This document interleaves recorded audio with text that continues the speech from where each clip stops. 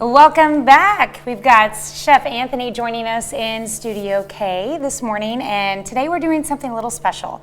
Earlier this morning on the KOAM Morning News, we unboxed a mystery meat that I went and picked up from Simon Market yesterday, and that was beef steak tips. Yes. You didn't know what it was until this morning, so you've had the last hour to come up with an amazing recipe, interesting recipe, out of this world recipe. Out of this world is That's how we we're described going. it, using these beef steak tips and Yes. a variety of produce that we got from Martinez Market. Yes. So what I have here is I took the potatoes from earlier. I fire roasted a jalapeno. I julienne some potatoes, some carrots, the fire roasted peppers, and a fire roasted jalapeno is all in here. I seasoned it with a little bit of Slap Your Mama, a little oil in the pan, and we're going to start up with a potato, carrot, fire roasted red peppers, and pears hash. So that's interesting, putting the peppers and the pears together, because a lot of fruits and vegetables blend well together. Yes, they will. Good flavors. So, and in my other pan, I have here, I'm going to add just a little bit of butter because I want the extra fat. And I'm going to add a little bit of my oil. And we're going to put our steak tips. And what I've done is the steak tips I've seasoned with Applewood smoked sea salt, garlic, crushed red pepper, and olive oil.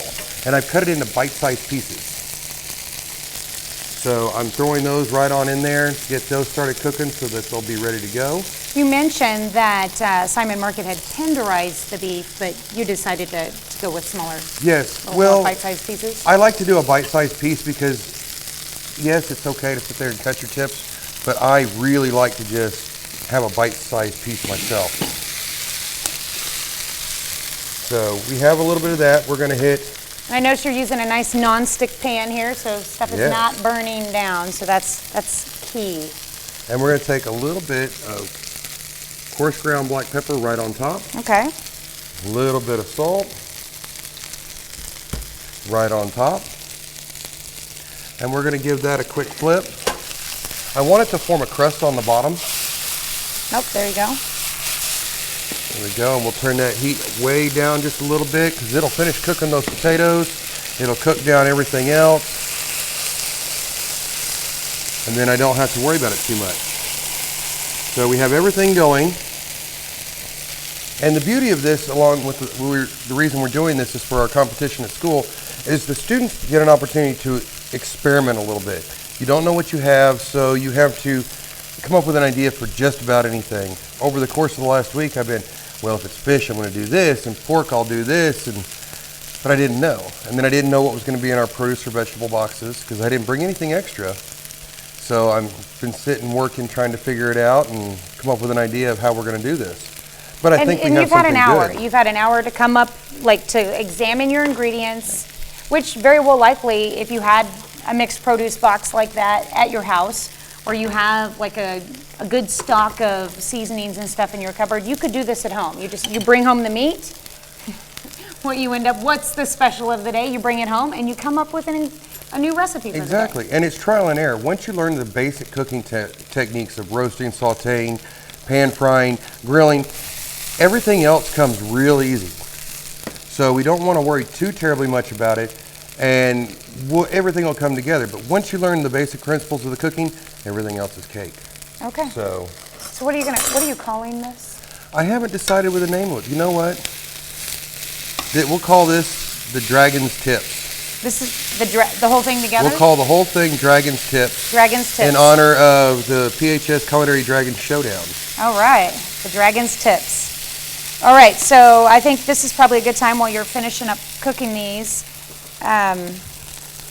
We're going to head to break, let you finish, or do you want to go a little bit more? Well, let's give it another minute here, because I want you to see inside here in the tips. Okay. I made sure I had plenty of fat in here. I wanted to simmer a little bit in here, because I want to get all the crushed red peppers and the garlic and the salt, the pepper that I put in here, all to have an opportunity to affect the meat.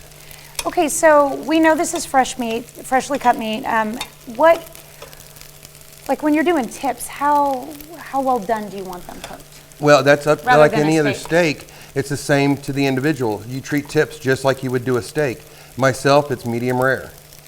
Mine, or even rare. myself too, yeah. but it depends on how thick they're cut. So I want to make sure that I keep a nice even turn over everything and I don't overcook one side, because there's nothing worse than cutting into your steak tip and it be medium well 3/4 of the way through and then raw on the other side. Yeah.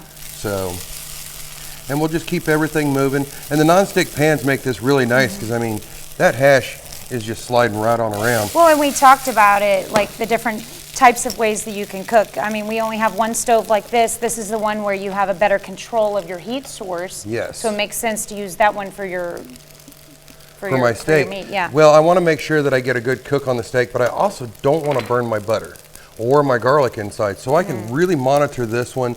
And if you have a gas stove at home, make sure that your power burner is the one that you cook your meat on.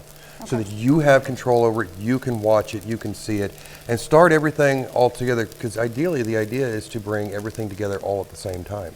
And we're almost there. So if you would like to take a break, I'm going to play with this just for a few more minutes, and we should be really close to plating up. Oh, I'm excited about this. Okay, so we're going to go ahead and go to break, and when we come back, it'll be time to plate the dragon tips. We'll be right back.